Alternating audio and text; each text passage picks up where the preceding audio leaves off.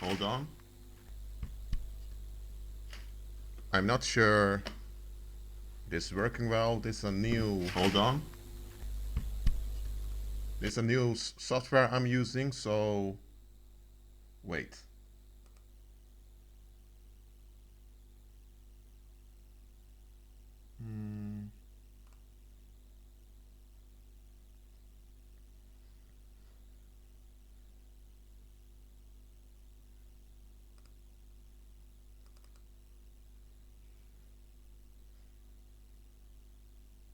I don't see any live chat here.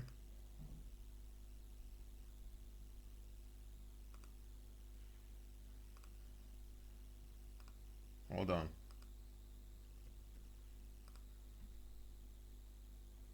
If this doesn't work well, I'll just go to the other software.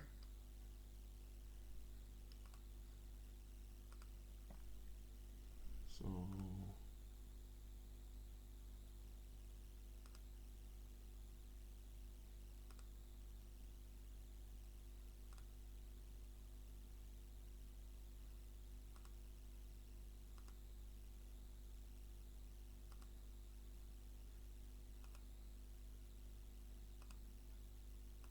let's see if there's a live chat here.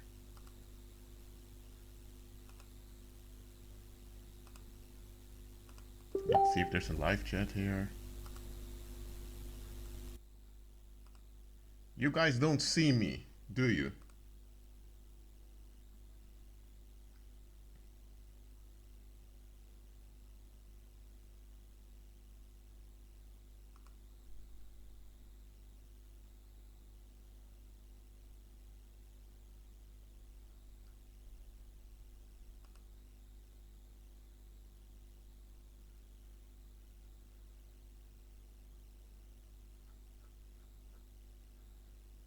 No.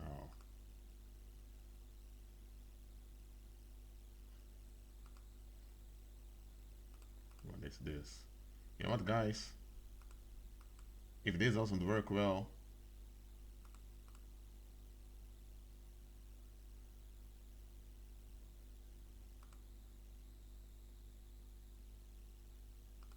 no.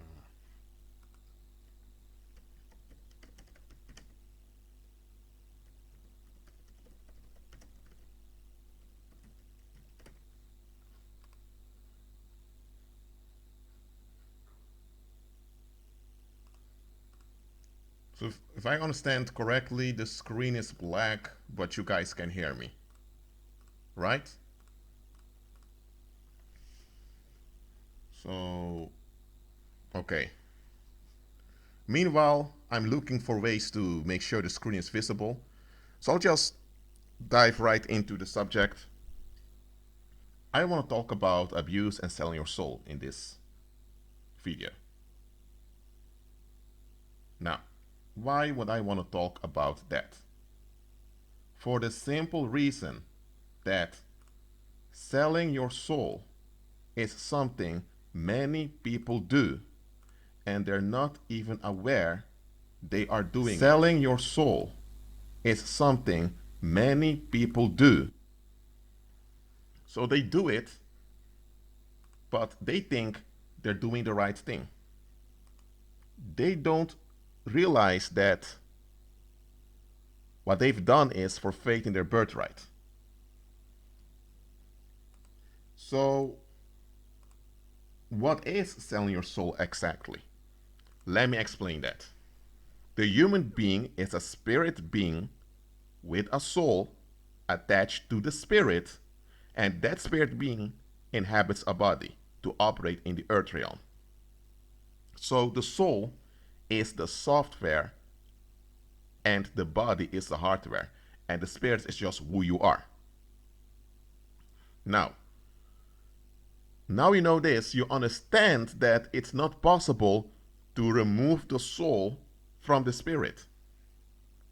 That will never work. It cannot work because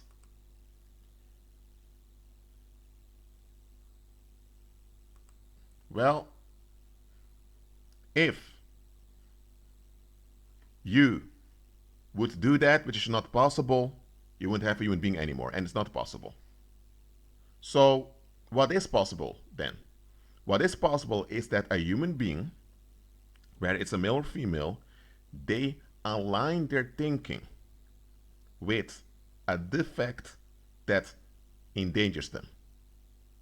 And if they do this over a long period of time, that is selling your soul. So let me say that one more time so that it's clear onto you. Selling your soul means that you align yourself with a defect. Whether you're aware of the defect or not, it doesn't matter. You align yourself with a defect. And by aligning yourself with this defect, you now are trapped in a cycle that seems to get you somewhere, but in fact, it's not getting you anywhere. That is what selling your soul is about.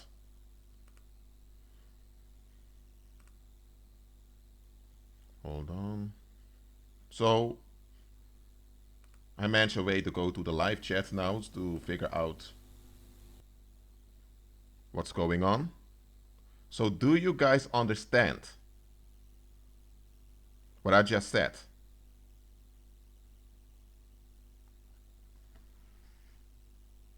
What selling your soul really means.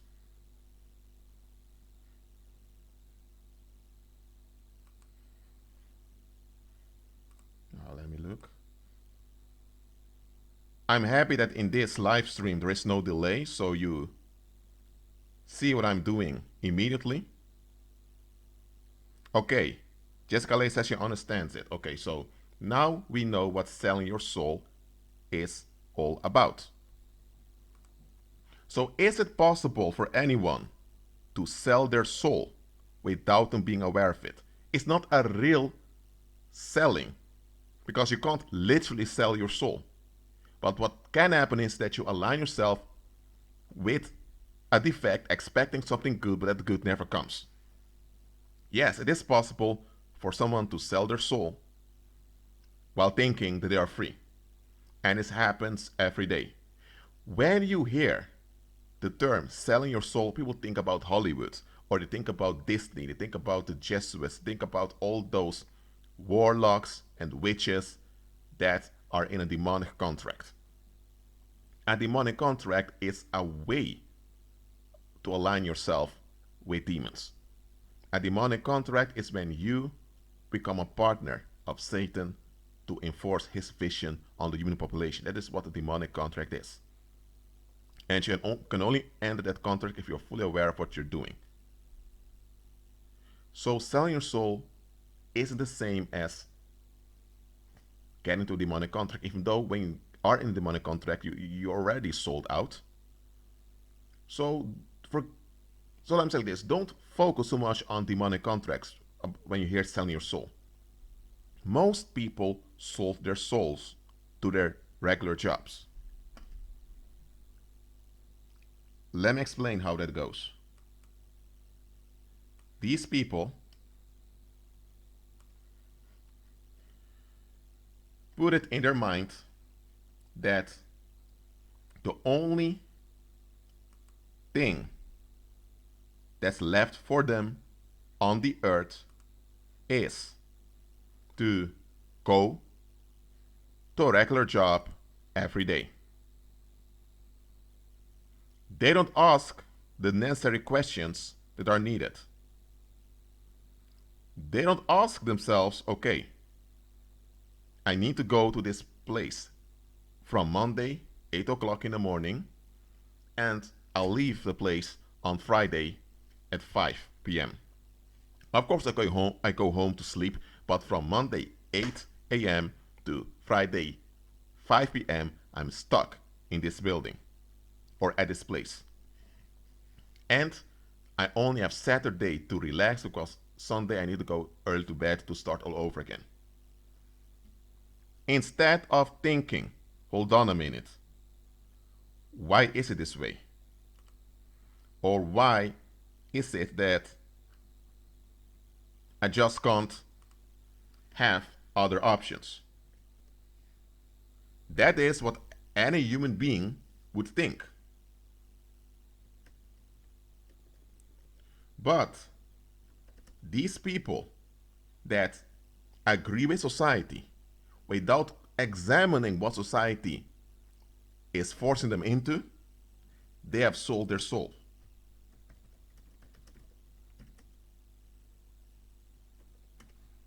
Why do I say they sold their souls? Because just try this out, believer, once.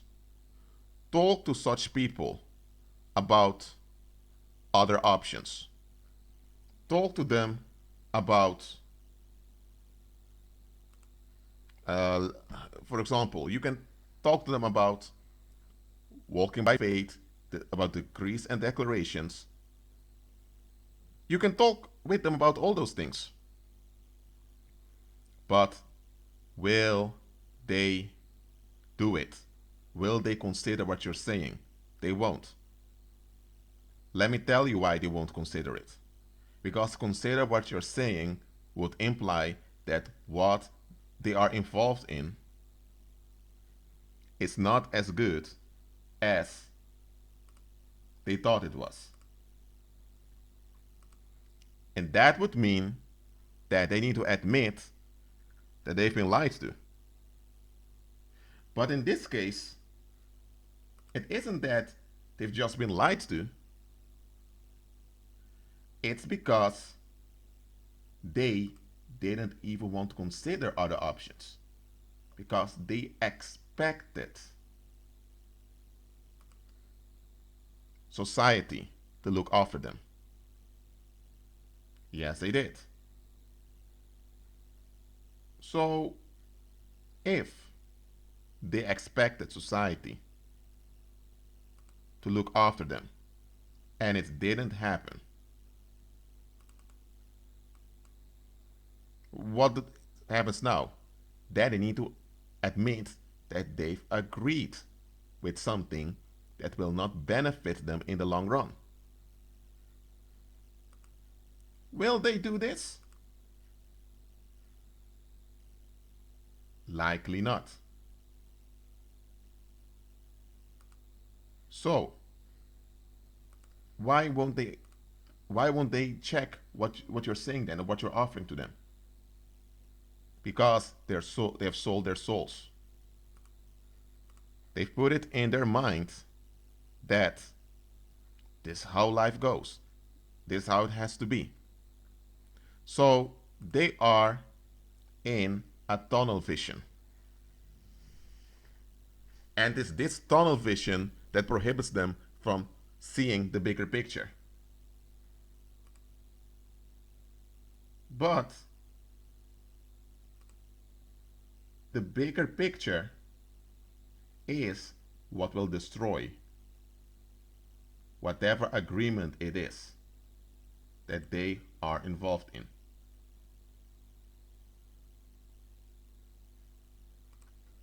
So,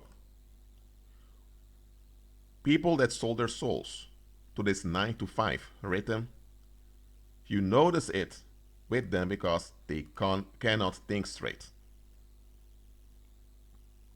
They cannot.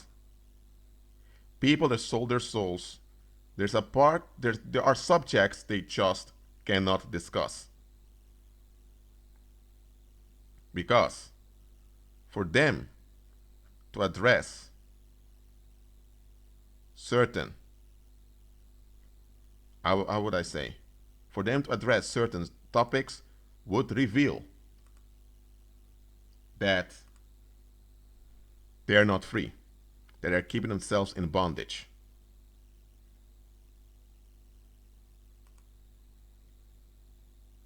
And this is something they don't want to do. So understand now that a lot of people already sold their souls just to get a paycheck at the end of the month. So when they hear people talk about selling your soul, they think It's only on YouTube that people talk about such conspiracy theories. Or they may say things as, well, I'm not a part of Hollywood, I'm going to church, I'm a decent guy or I'm a decent girl. They think they are free. But when you look at them carefully, you'll see that they are trapped. It's just that they cannot admit to themselves that they are trapped. Because the moment they admit that they are trapped, that means now they need to face that they've agreed to something that will not benefit them in the long run. So what happens when you have a group of people that sold their soul? What happens then? That group of people, when they don't want to admit that they are in a faulty agreement, they will turn on those amongst them that aren't sold out as they are.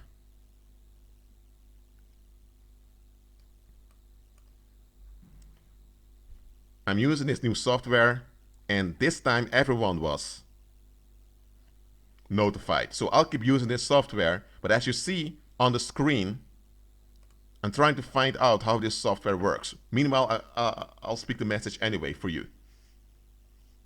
So understand, believers, many of the people around you are already sold out. They're sold out to the system. They're sold out to society.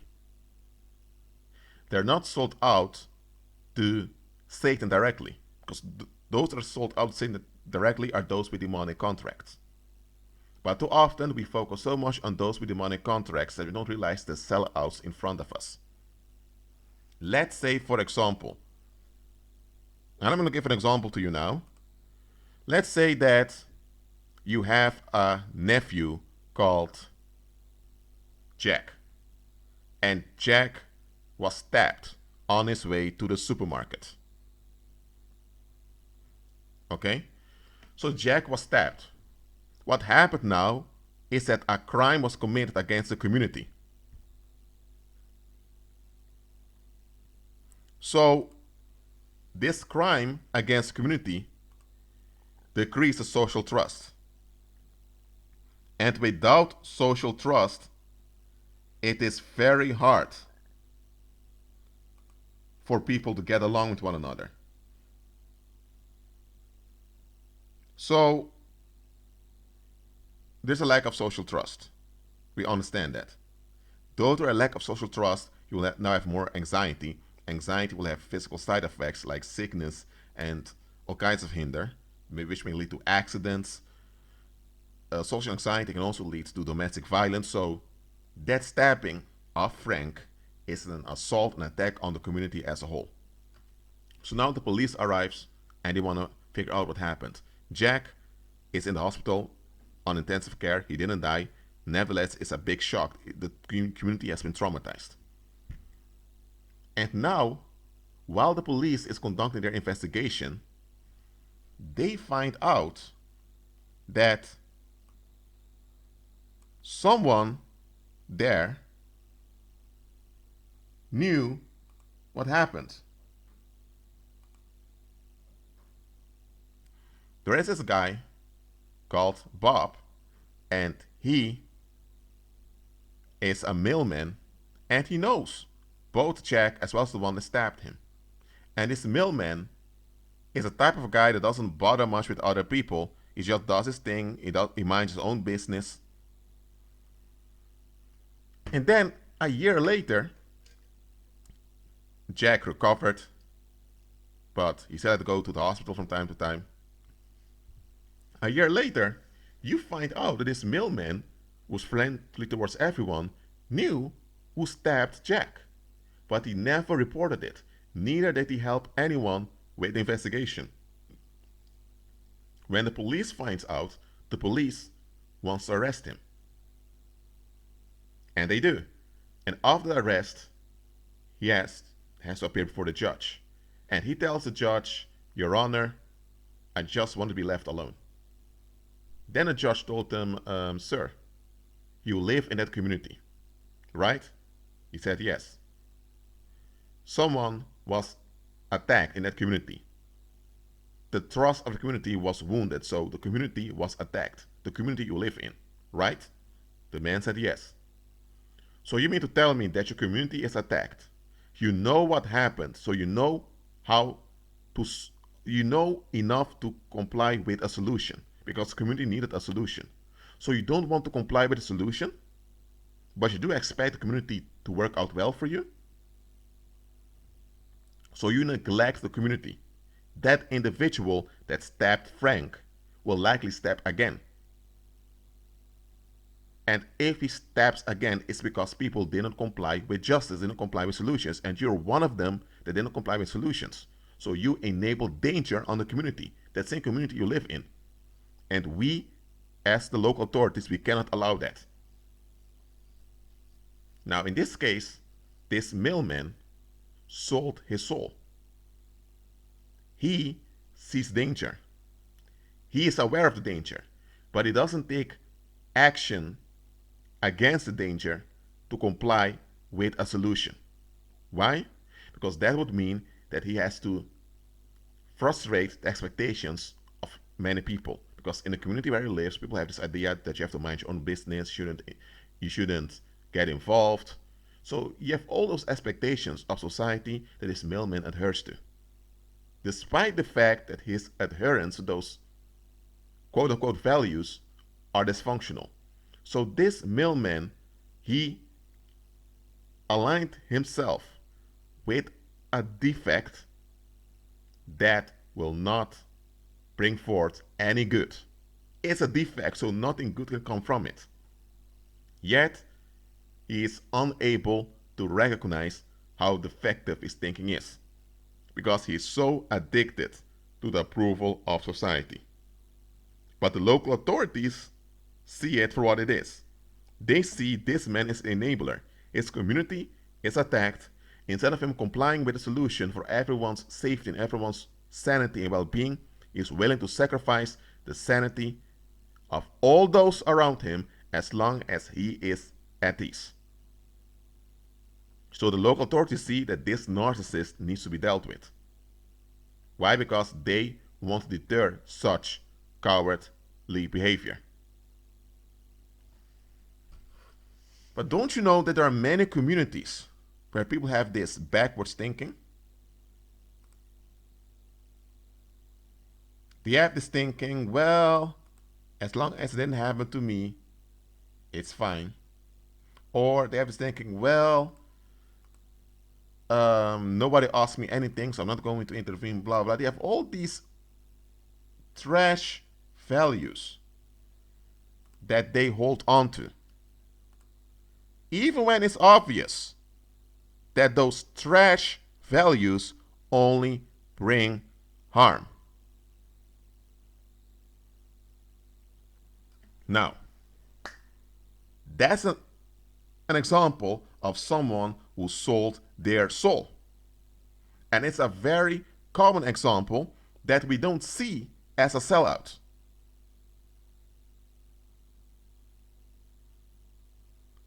Now, who is more dangerous, believer? The Rockefellers, the Rothschilds, or those in Hollywood, or better said Hollywood, or those in Disney?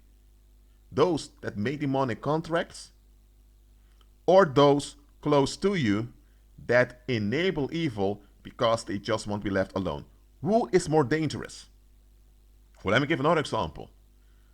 Let's say you have a lion that's on the loose in a forest nearby. But close to you, there are pit bulls. They're hungry and aggressive, and those pit bulls are roaming around on the loose. Which one is more dangerous? The pit bulls who are smaller nearby, or that lion that's in some forest far away? Of course, the pit bulls nearby are an immediate threat Because that lion in the forest, you'll probably never encounter it because you're not in the forest all the time. And lions don't eat, don't hunt unless they're hungry. But those pit bulls around you are aggressive, they attack to relieve themselves. So the pit bulls are more dangerous.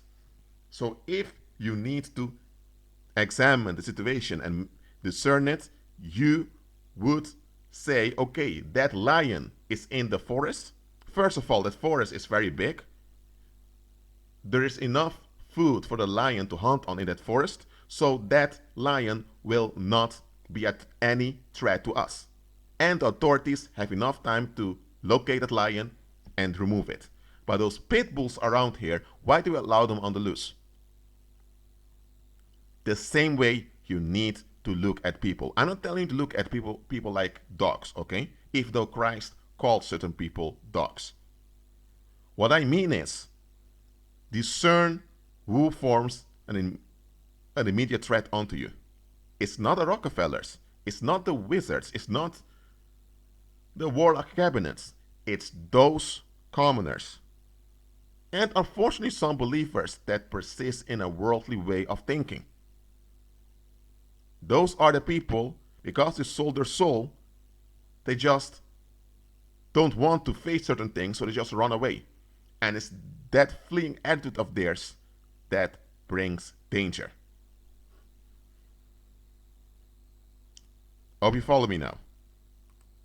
So, anytime you're dealing with someone nearby that has no interest in facing anything, you are dealing with someone who sold their soul, and you're dealing with someone that will likely enable harm. Actually, they will enable harm, it's just a matter of time. But what do people do? And this is also a satanic agreement that believers need to unlearn. Understand this. I made this video years ago called Satanic Agreements and Deliverance from Magical Thinking.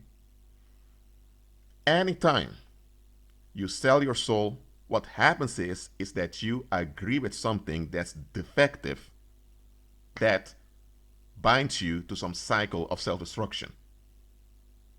And that agreement is a satanic agreement.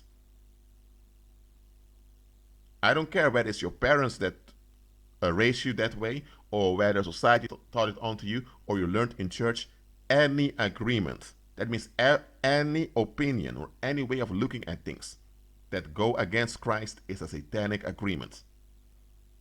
And satanic agreements blur your perspective. Because those agreements, you can't process things properly. And because you can't process things properly, you can't think clearly. And when you can't think clearly, you can't make the right decisions.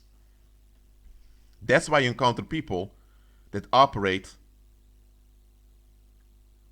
in a very backwards manner. They keep making very weird self-destructive choices. That is because they are holding on to satanic agreements. Fleeing is when you just don't want to face something, even though it's necessary to face it to contribute to a solution.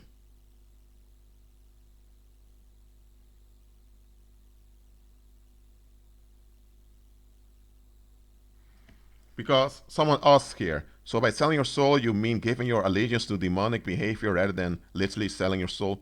Literally selling your soul does not even exist. Demonic contracts, that is what exists. They call it selling your soul, but that's misleading. The phrase selling your soul, what it actually means is when you give your allegiance to spiritual inconsistency, or as a dude's thoughts calls it, demonic behavior.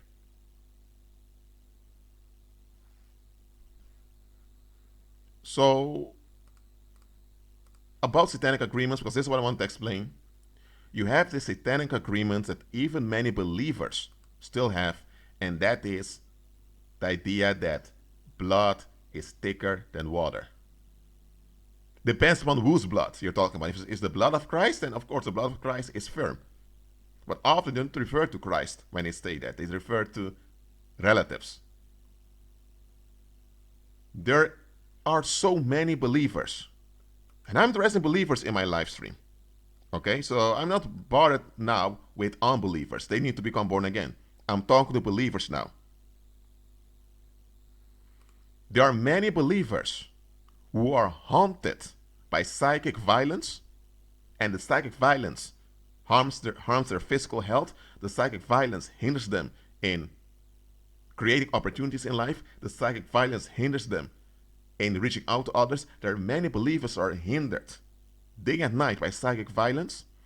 And the reason the psychic violence harms them so much is because they are still involved with relatives whom they should have walked away from a long time ago. Let me say it one more time. Some of you have relatives you should have walked away from a long time ago. But because you don't walk away from them, they now have a hold on you. So, what should happen is you need to realize what you are dealing with. It's only after you realize what you're dealing with that you can make the proper decision.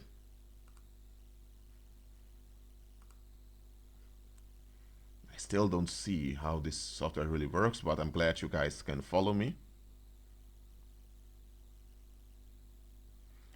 So that's one satanic agreement a lot of believers still have. Another satanic agreement that many believers are, how would I say, they're stuck at this agreement, but they don't really see it's an agreement, is that they need to go to a religious building every weekend, whether it's on Sunday or on the Sabbath. They think that they need to align themselves with some religious institution in order to be part of God's body. That is not biblical.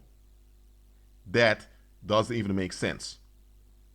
To assemble together simply means you come together. For example, now, this is an assembly. We came together on this live stream, and I'm sharing the word with you. If we had a building somewhere, and we came together to encourage one another and to assist one another, that would be an assembly. So you don't need a weekly routine to come together as believers, especially today. Especially today with modern day technology like this. It's good to come for believers to physically look for one another. That is always important. But if that's not always possible, you have live streams like this. So, to assemble together simply means that you support one another as a people. That has nothing to do with going to a Masonic building every Sunday. Now, you can do things every week. I'm not saying that you can't, but to rely on the attendance of a week, let's say to rely on your adherence to a weekly routine, that is idolatry. So many believers think, oh, I need to go to church every Sunday. I need to find the right church. Well, they shouldn't rely on a routine to begin with. And that's how many believers now are stuck in finding the right church. And that's a distraction onto them because they're not focused on doing God's will anymore. They're focused on finding the right group. Even though it's not about finding the right group, it's about doing God's will. So that's another satanic agreement believers need to be delivered from. And there are many other satanic agreements. For example, you have this thing called cuss words or foul language. First of all, all human languages are constructions. English did not exist when the apostles walked on the earth. English was later developed in the 15th and 16th century. So, in the English language, where Germanic words are deemed foul language or dirty language, that was an agreement based on an historic development that happened way after the apostles walked the earth. In the south of England, the farmers there began to trade with the French, and they began to use French in their daily life. So when the English language was developing, the softness of the French language influenced the British Isles. And eventually, because French is close to Latin, words from Latin or French origin were considered good words, and words from a Germanic origin were considered bad.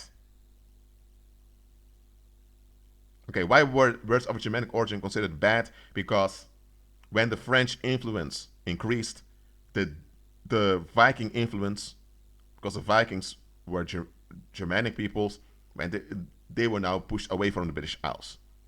So it's due to this development that words of Germanic origin are considered foul or swear words in the English language.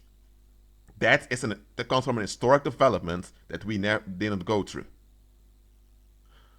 So when you learn English, you learn the grammar, you learn the spelling, just so that people can understand you. That's correct. But now, this thing called cussing or swearing, it doesn't actually exist, because it's just a construction made by people. And people adhere to these constructions to get validation from one another. So for example, if I say dung or poo or shit or excrement, I'm addressing the same thing, but the words are from different origins. But if I use a Germanic word, shit, people will say, whoa, you're swearing, you're cussing, believers shouldn't do that. Hold on a minute. It's just a Germanic word. And we all produce it. Yet it's used as, let me say, people give this negative tension to this sound construct called this word. And believers are told, as a believer, you need to speak very kind towards other people or else they'll turn against Christ. So we're told we need to get along with the sound constructs that languages conduct us in.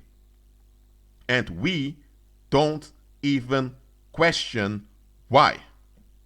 So now you have believers that agree with restrictions on them that they can't account for. And they defend those restrictions with Bible verses. But when you question the restriction and they realize, okay, this cannot be accounted for, they still try to defend, saying, but that's just the way it is. Such believers are in satanic agreements. Look, if I address people, I am considerate to how they feel. So I may not use certain words when I address them. Okay, because certain words may trigger them. And because I'm considering their safety, my safety, and their well-being and my well-being, I don't use certain words. But don't tell me that I need to submit to language limitations, that certain words are bad words, just to please people that don't follow God. Even if they followed God, I shouldn't bind myself to such a restriction that can't be accounted for. So language constructs are practical. For example, in English, the sound I can either mean that organ in your head that you used to see, or the sound I can mean me as an individual. So when I write it down, do I mean that organ in my head, or do I mean me as an individual? So language constructions are necessary for people to communicate effectively with one another. But it goes too far when people begin to use language to control your thinking. And believers allow this to happen, and then they want to keep other believers, quote unquote, in line to please society. And that is not God's will. Again, as believers, we are considerate towards one another because words don't have power. It's the intention behind words that have power. If someone is triggered by a word, it is because they've been conditioned through trauma, so they need to be delivered. So you may not use a word not to trigger them because you consider the situation, but don't let it happen that people now are going to try to control your mouth, saying you have a big mouth. What does it mean to have a big mouth? Literally, some people have a big jaw, so they have a big mouth. What does having a big mouth mean? It means you're not submitting to the control of others. Others want to control how you speak, when you speak, and how you think. They shouldn't even, you're not even allowed to have, they're not even allowed to want that. That's creepy that they want it. But that's what we do to children. We want to exercise control on them to be relieved. And we use that as a badge of honor for ourselves. And language constructions are used to control children. And the children grow up with these restrictions, and they think, okay, if I give in to these restrictions, people treat me well. If I don't, people call me rude, I may be excluded socially, or I was even smacked by my parents. So through trauma, you now condition children not to have a big mouth, but always to validate the egos of people in society. So we teach children that others have a right to use violence to control them, and that it's their fault if they're harmed by that violence. And the way to get out of that violence is by pleasing them with flattery. That's what we're teaching children. Yet, we are surprised when it turns out to be narcissistic predators. Believers today are agreeing with too many things that they can't account for. And to agree with something you can't account for is to sell your soul. Let me say it one more time. To agree with something you cannot account for is to have satanic agreement, and that is what selling your soul is all about.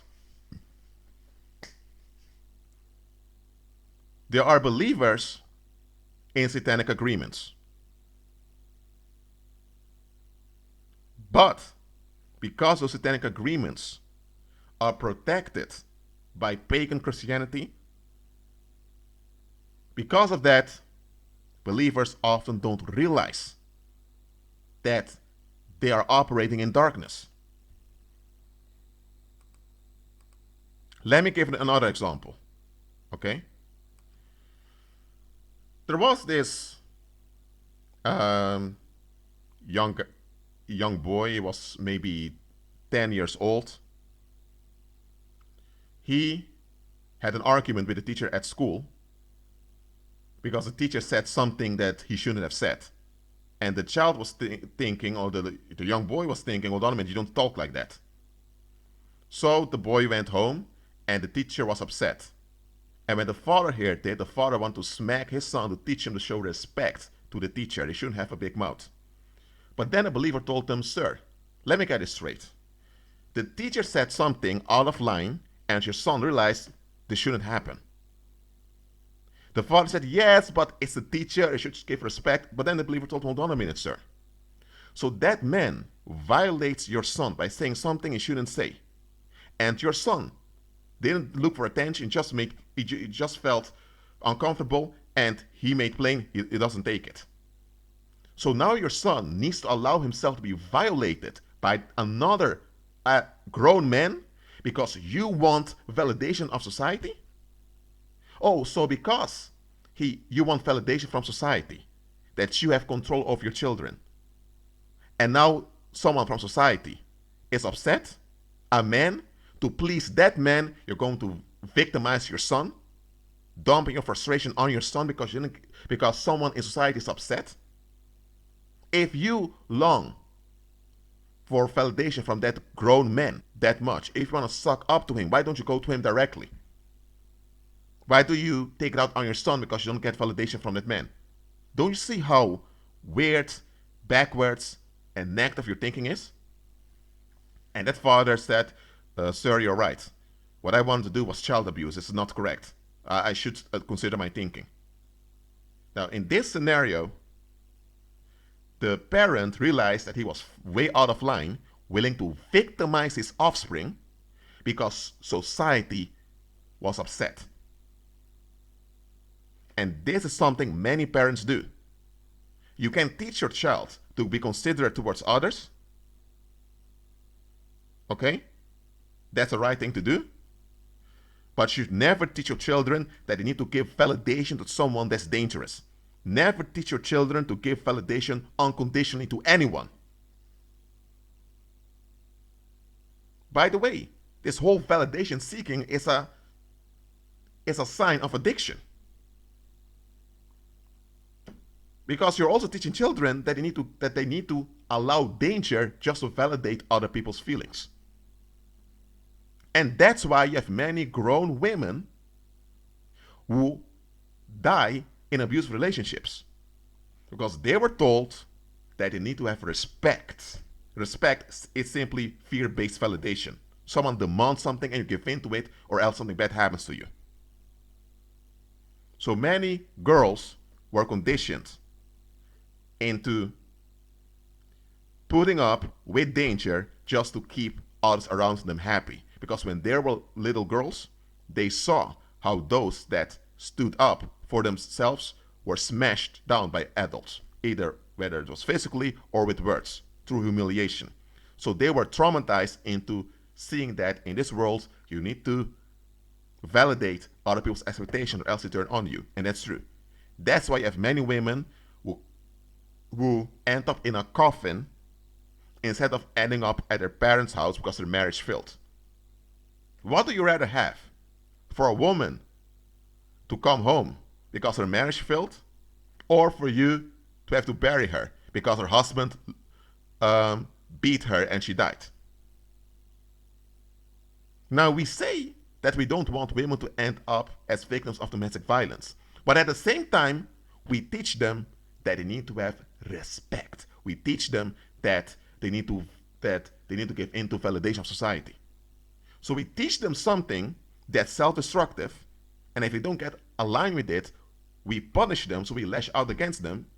And later, when they're mentally defect and they're victimized by some scum of a man, now we want to play the victim, saying there's violence against women. But who conditioned the women to put up with such crap to begin with? We did.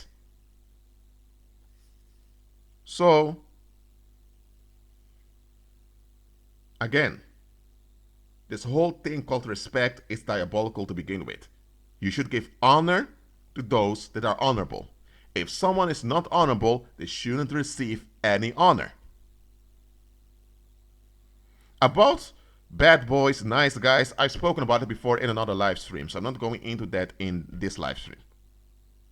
I've spoken about reprobate females a lot in some of my videos to clarify the situation. Look, there are people, okay, now that a douche talks begin about some women love evil men and all of that, it comes down to this. When people don't want to face something because they don't want to comply with the solution for themselves, they are now enabling harm unto themselves. And that's why you have some women who don't want a stable man. Why? Let me give an example. Let's say you arrived in Brazil and you drank water, but the water was polluted water from the sewer. So you drank toilet water without being aware of it. After a while, you got used to it, drinking toilet water. Then one day, you travel through the rainforest and you arrive at a spring. And that spring has fresh, healthy water. So you take some of the fresh, healthy water, and suddenly, in your mouth, you feel the dirty taste of the toilet water. You don't have toilet water in your mouth now, but what's the damage that toilet water did, you now sense it when you drink pure, healthy water. Then you realize what you've been drinking all the time. Now, if you keep drinking more of the pure water, it will wash away the dirt from your mouth, and it will even cleanse your body from the inside. But what if you drink the healthy water and you feel the taste of what you've been drinking before, but you don't want to admit that you've been drinking toilet water?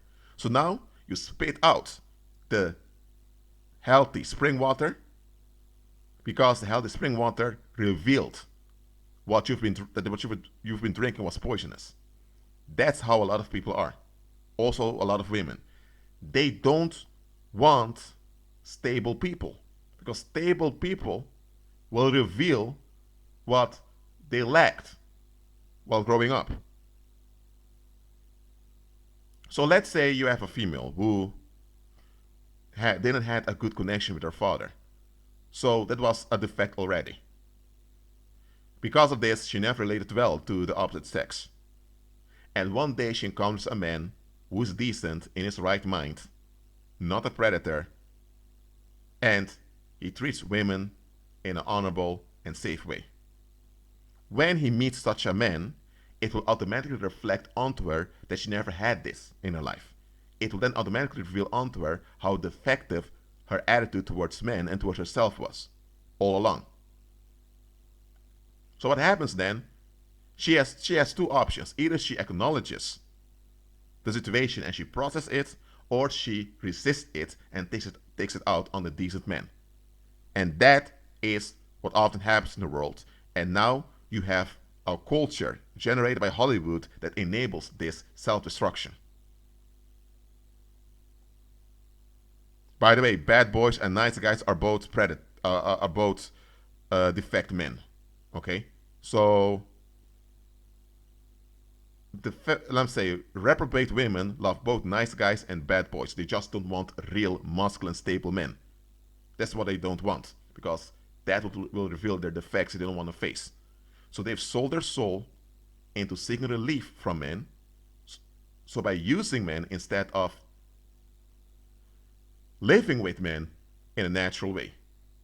So they love the abomination. They don't want the truth, they don't want safety, they want the abomination. And such women should be, how do I say? They should be avoided. And if you have men that operate in a similar way, they should be avoided also. Because anyone that prefers the abomination above what's safe and above what's really good and what brings real excitement over time, such an individual has also sold their soul. Why? Because they cherish the abomination.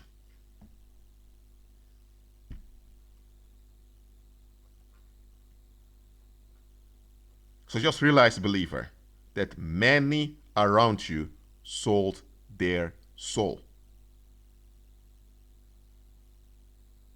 It's now that you hear this message and you reflect back, you realize, now I understand it. That's why there are people that the Holy Spirit removes from you.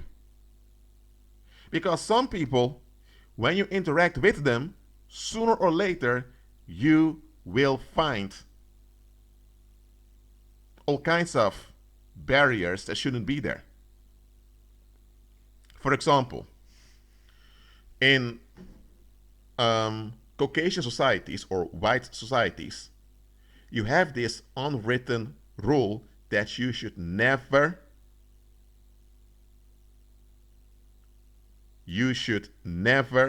ever discuss sexuality, especially not sexual defects that haunt the community, whether it's pedophilia or other forms of child molestation or just sexual abuse in general. You're not allowed to address sexuality. It's a big crime to do that. If you are a reporter, a journalist, or anyone with a public function, and you discuss sexual curses and sexual defects of a white community and you're white yourself, well, you'll lose your job. You'll be chased away from your workplace. Your relatives won't talk to you anymore. You're just not allowed to speak about sexual defects. Why not? Sexual health is one of the basic things that every human community needs to prosper and to remain safe. So why can't you discuss sexual defects if there are any in the community? Why? You can't discuss it because then people need to do something about it and nobody wants to go there. So, to get acceptance from society, many in Caucasian societies, including people who are not Caucasians, they agree with this no talk about sexual defects attitude. And that's how much sexual violence is enabled. That's why you have this whole trans mania going on. That's why you have all of this um, chaos going on. That's why now even pedosexuals become, how do I say it? They become open with what they want to do. They shouldn't be like this. Why? Because there's denial concerning sexual defects in Caucasian societies. It also happens in other societies, but in Caucasian societies, you have this code, don't talk about it. If it happens, they deal with it behind the scenes, but they don't discuss it because they don't want to work on a long-term solution. So, in Caucasian societies, in order for you to become popular in society or to be valued by society, you should never discuss sexual defects, even if it harms you, even if it affects you. That is a satanic agreement, and a very, very evil one. Let's see if I miss. I'm going to check the chat now to see if I miss any questions.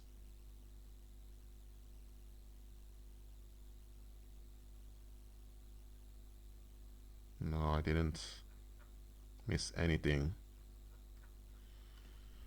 So understand that anytime you agree with anything, agreement also means feeling a certain way about something. When you feel a certain way about something that's not in line with Christ,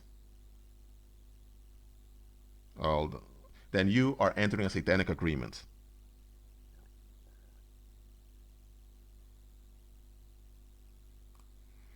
Well, I do start ask something, but I'm not going to into that right now because that's a bit off topic here. Sometimes I do this, believers. I sometimes don't answer certain questions because I would digress too much from what needs to be discussed. Understand, believer, that all abuse that's going on in the human population comes from this selling your soul thing.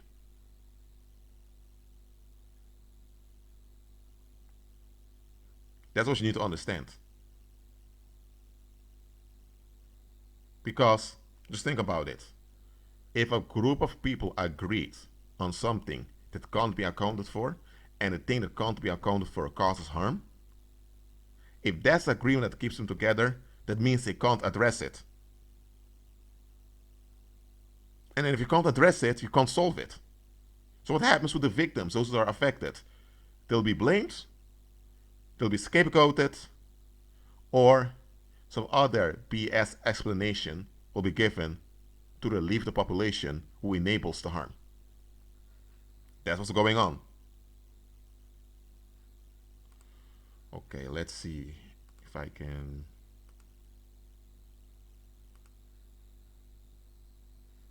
No, not this one.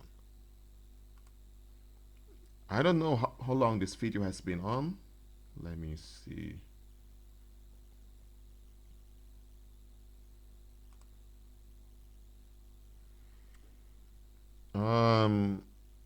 Can anyone tell me how long I've been in this live stream? Because again, I'm new to this software and it doesn't really show how long I've been here. Let me see.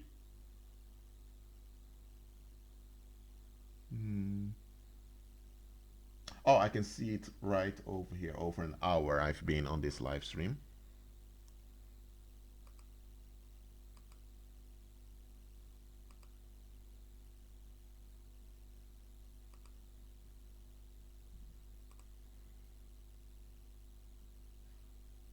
Okay.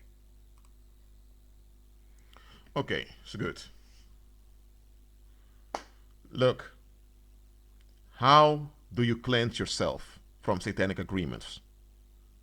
It's very easy. Just admit it. Admit that you've agreed with something that you can't account for. Don't be proud. Don't feel ashamed. It happened. We all did. We all agreed with something at one point, whether we were children. As a child, you couldn't have known any better. But forget about when you were a child. We all agreed with things eventually that didn't add up. You had no other option. You grew up in a fallen world. Okay, so just admit it. Just admit you agreed with something that didn't add up. By doing that, that's the first step. That's the first step in recovery. Secondly, acknowledge that you lack understanding. By admitting you lack understanding, you automatically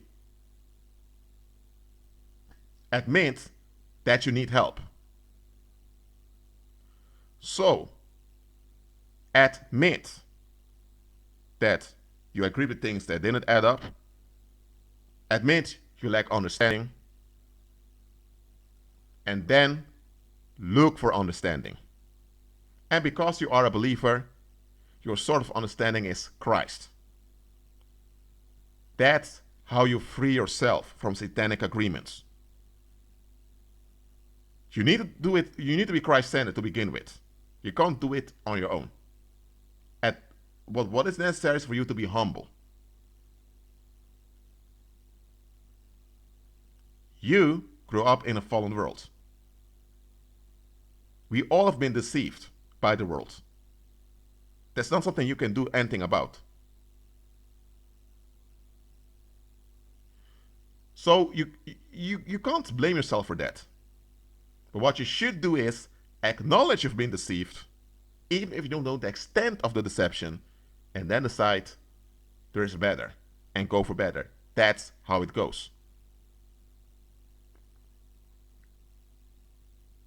And understand the following here. There's something I want to tell you before I end the live stream very soon. There are people in your life that are only there because of a satanic agreement you're in. Because look at it this way. Evil spirits, they need you to be in dysfunction or in a defect for them to have a hold on you. So if you agree with something that doesn't line up with Christ or that doesn't add up at all, evil spirits will push others around you who agree with the same thing or who have similar agreements. And because you have things in common with those people, you'll likely hang out with them. You'll befriend them or you'll develop bonds with them. What you have in common is a satanic agreement. The moment you're free from that satanic agreement, the paranormal attachment between you and those people disappears. And suddenly those people don't feel connected to you anymore. Suddenly they may not even remember well who you are. And you think, huh? And I hung out 3 years with you and suddenly as if you don't remember me?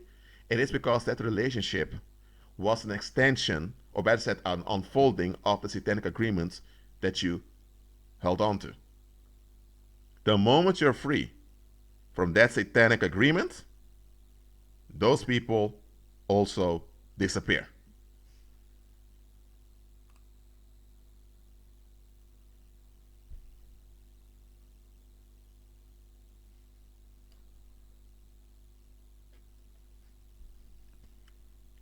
So understand that there are people you cannot remain in how do I say? You can say hi to them, you can help them out if necessary, or you can work with them if it's on job, but you can't remain around them. because what they agree with is horrible. They just don't see how horrible it is what they're agreeing with. So for you to be around them means that you will enable what they agree with, because they will perceive your presence as approval. Even though your presence is not intended as approval, they will perceive it that way. So they'll feel validated by you remaining around them.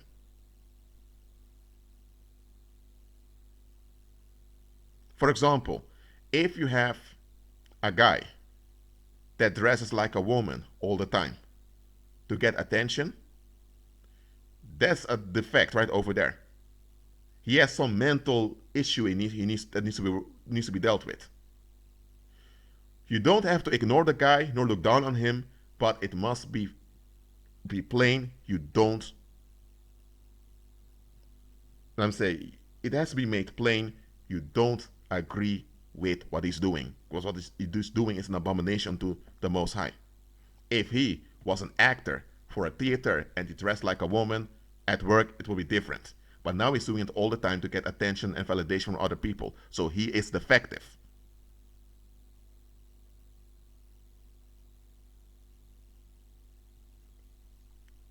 So if you would remain in deep contact with such a guy by inviting him to parties or go to his place and all of that, or talk long on the phone, what's going to happen? Whatever he's in agreement with will affect you. Even though you're not going out there dressed as the opposite sex seeking attention, the conflict he has is going to affect you. And here's the thing. The human mind is an associative thing. Your mind works with associations. That's how God designed it. So, if you see an apple for the first time and your parents say apple, your mind registers it, apple. Next time you see something of the shape of an apple but it's green, your mind says it's an apple, even though it's not red. And later you find out that there are green apples also. Then you see another shape like an apple but it's yellow, and indeed it's an apple also. Then you see something that looks like an apple but it's not an apple. Now they teach you, no, this not an apple, it's an orange. Then you think, orange. And that's how your mind learns and makes connections. Your mind works through association. So understand this. When you keep hanging around someone that persists in inconsistency, others that view you will view you in the same category.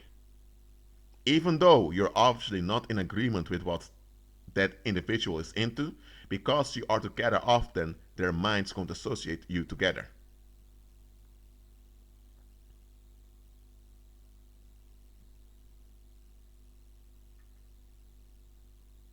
So this knowledge of how the human mind works, this is what advertisers use to sell their products. They put out those what they consider sex symbols to trigger sexual hormones in men, and they put a sports car next to it. So what happens when your mind sees this over and over again? Your mind will begin to associate that sports car with those attractive women, and the sexual excitement that was triggered inside of you is also associated with a sports car. So the next time you see a sports car, your mind gives a signal to your brain to release sexual hormones. Why? Because in your mind, an association has been established between the sports car and sexual excitement. And that's how they trick people into becoming attached to their products. Why is it important to understand that our mind works with association? Because when you surround yourself with inconsistencies, after a while, your mind will acclimatize those inconsistencies. So, if people, for example, have a very cynical outlook on life, you may not agree with that cynical attitude. Okay? They may have a nihilistic attitude saying, well, we're all going to die anyway, so what's the purpose of life? What's the use of being alive? They may be very they may be very depressed, but you're not. But if you keep hanging around them and you keep hearing their depressive thoughts that they speak out and their angry looks, your mind builds associations, and before you know it, your mind is altered to be receptive to their complaints. And once your mind has become receptive, you are now a fertile ground for the negativity they spread. So without you being aware of it, you now have negativity growing inside of you, polluting you. So what you are around most of the time, that shapes your mind. Now, if you're renewed in your mind, you're able to process things better. But even if you're able to process things better, even if the negativity can't settle in your mind, it will still affect your mind by being a load on your mind. So let's say before you renewed your mind, you were around people that were cynical, and before you knew it, you were acting cynical also. Now that you've renewed your mind, you're not becoming cynical because the poison doesn't get into your mind, but the poison keeps knocking and waiting on your mind. So you kind of feel very heavy being around those people.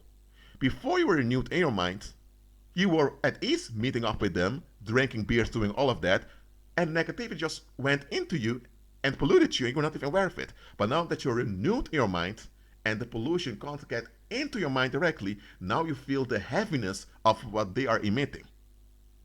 And that heaviness is going to weigh you down. So when you have a renewed mind, that renewed mind will process things as they are. You get what I'm saying? So before you were renewed in your mind, any pollution could come in and you weren't even aware of it. But now that your mind is renewed, anytime pollution comes near, you feel very heavy, because now the heaviness that you should have felt earlier, you feel it now.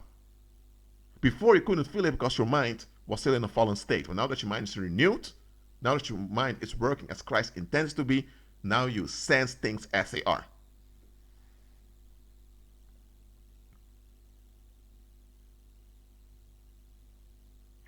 Look, Andy Ezekiel asks, I know what church is, but is it a good spot to meet people? Now, you can meet people anywhere. The thing is, who are the people you meet? That's what it's about. For example, if I meet new people, whether it's at Starbucks or at some other cafe, or it's just on a square in London, wherever I am. There's nothing wrong with meeting people. That's being social, that's being natural. But who are the ones I meet? Let me say like this. As a believer, when you walk by faith in your renewed mind, your inner radar works because you've been renewed. When you walk past people and your alarm goes off, then you know, don't even speak to this individual, because this individual carries negativity, and sooner or later that negativity will weigh you down. As a born-again believer, renewed in your mind, it can't pollute your mind, but it can weigh down on you and affect your circumstances. It can even cause you to feel physically tired, even though you're not tired. You get what I'm saying?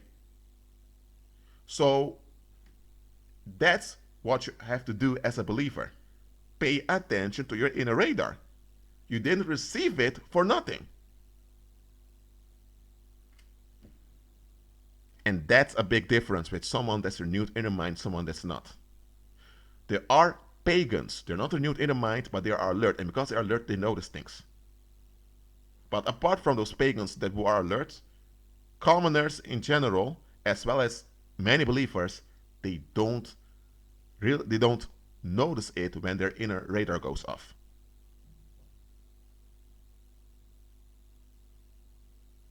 When your inner radar goes off, believer, do what you have to do. Look, if you're in your house, and let's say you live in a flat complex, okay? You're in your apartment, In British English is flat, okay, but you're in your flat, and you hear the fire alarm goes off. What will you do? Are you going to think, the alarm's going off, I don't even want to wake up? No, no, no. You stand up, you leave your front door, and you check what's going on. And if you see that there is fire and there's danger, you go to the fire escape. Right? You're not going to just sit down in your house while the fire alarm is going off and you hear people running down the how do I say, the fire exit. You're not doing that.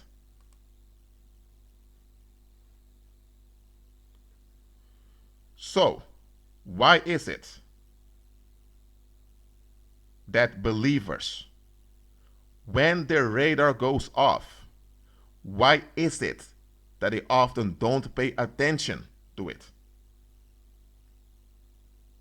You should pay attention to it.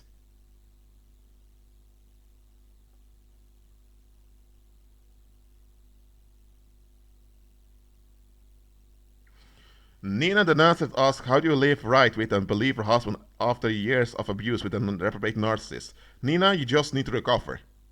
You need to process what happened to you. By processing what happened to you, you recover. And by processing it, you can move forward without any entanglements to the past. Okay? That's what needs to happen.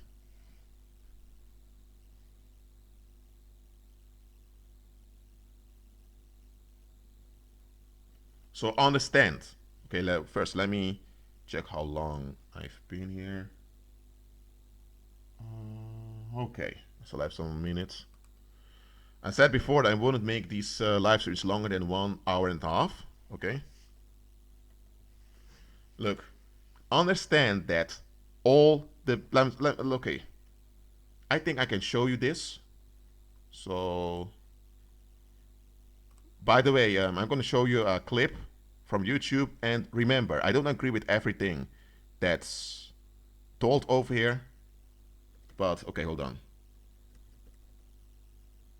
Well, hold on.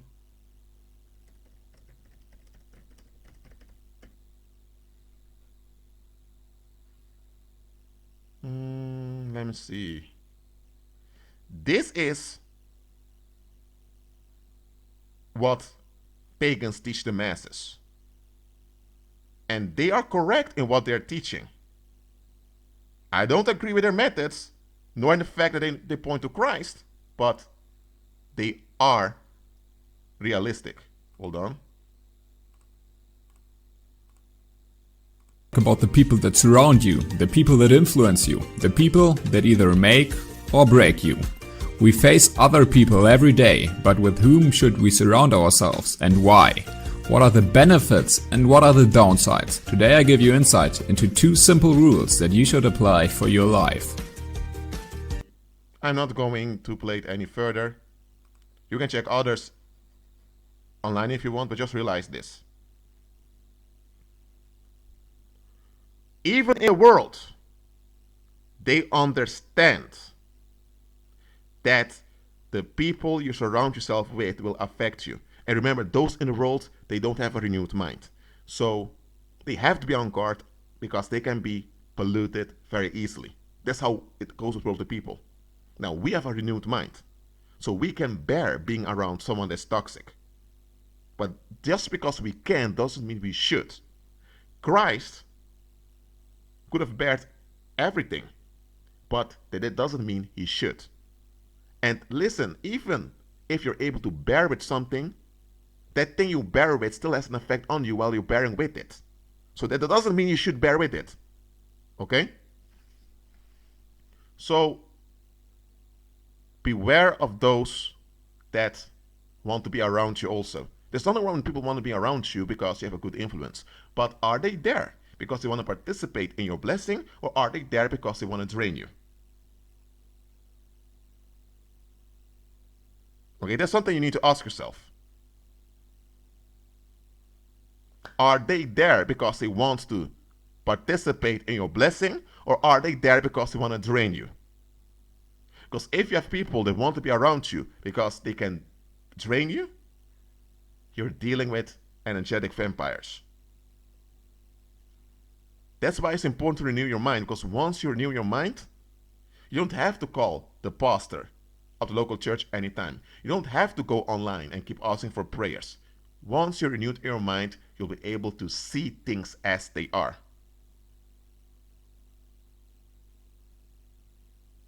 Okay? And by seeing things as they are, you can process things and you can move forward in peace.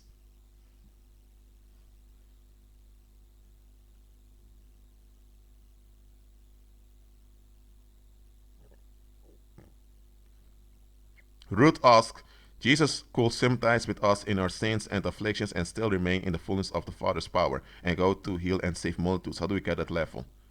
Well, about this is not really getting to that level, it's just walking in the strength of Christ. That's what you ought to do. That's what it comes down to. Look out, Kiki. There is good news and there's fake news. What we call bad news is fake news that has a negative effect on you. The good news is the truth. That's reality. That's Christ. And what he accomplished for the human population once and for all. Fake news is everything that contradicts it.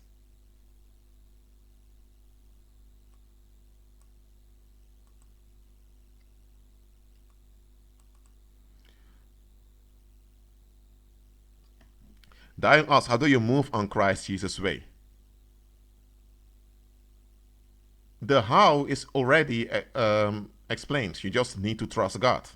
That means forfeiting this clinging onto control. Because everything outside of walking by faith is one clinging onto control. Let me say, outside of walking by faith, only thing that's left is clinging onto control, one way or the other. It's just that it's not always that obvious to us. Okay, let me see. All right.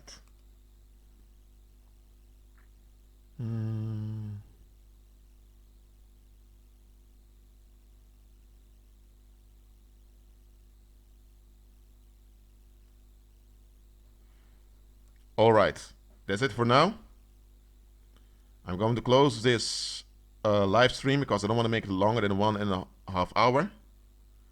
Always agree with Christ. Do not sell your soul. It is not worth it. Well, that's it for now. And I don't know where to stop this thing, to be honest. But